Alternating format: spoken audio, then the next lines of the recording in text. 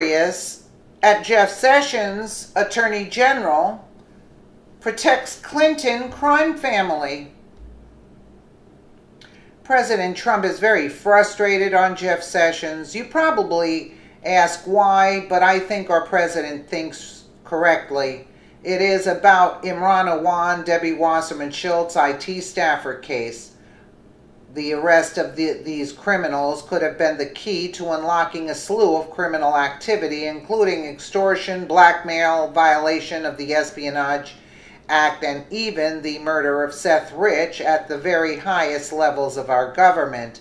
On July 25th, immediately after Imran Awan was arrested trying to flee the country, we had posted that this signaled the Justice Department's first step in draining the swamp.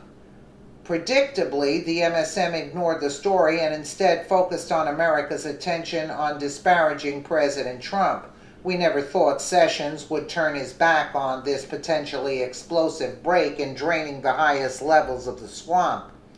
When Robert Mueller was appointed special counsel and he began assembling his team, it began taking on the look of a Clinton legal defense team. This came as no surprise since Mueller had been the FBI director the entire time she served as Secretary of State.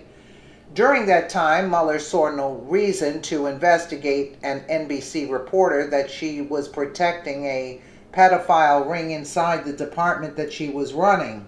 The NBC report virtually alleged that she was responsible for quashing the internal investigation into it. Of course, it was also during that time that Mueller found nothing suspicious about the incredible growth of the Clinton Foundation. All the while, Hillary was leveraging her position at Foggy Bottom to enrich her foundation. This included cash flowing to the Clinton Foundation amid Russian uranium deal. Now, the indictment handed down against Imran Awan shows us just what President Trump is up against as he attempts to drain the swamp. The deep state is still in charge of both the FBI and the DOJ.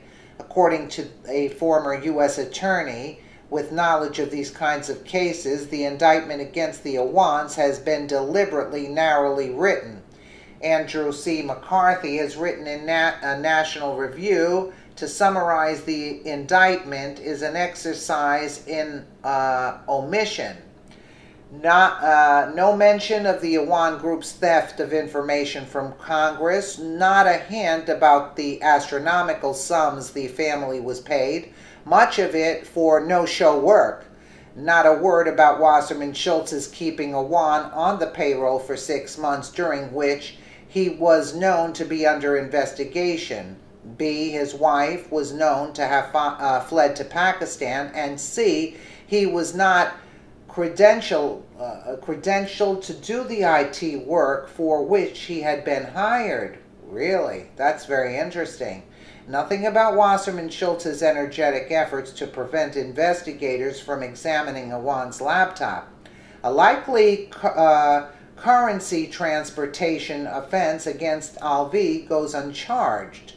And as for the offenses that are charged, prosecutors plead them in a manner that avoids any reference to what should be their best evidence.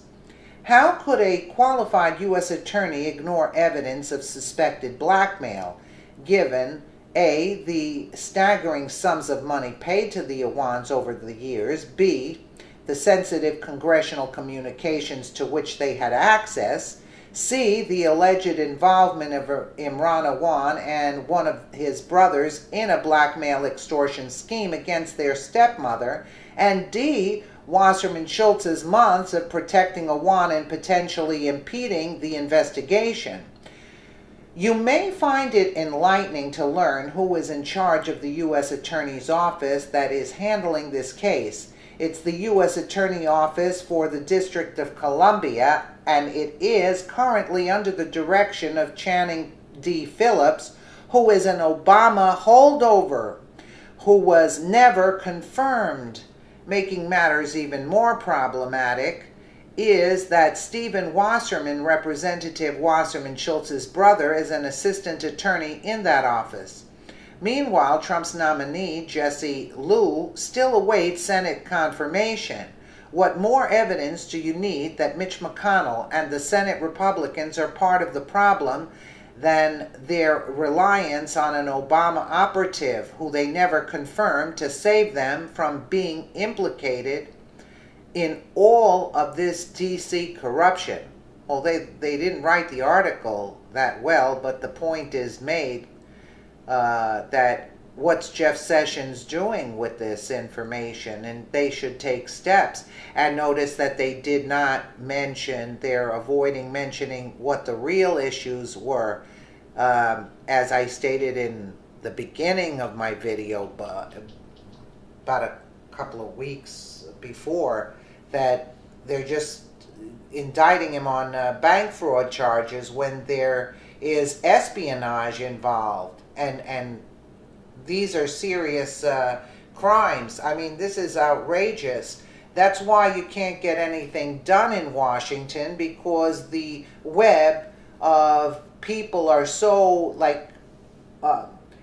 spread out that nobody can do what they're supposed to be doing, and that's why everything is in such turmoil. Let me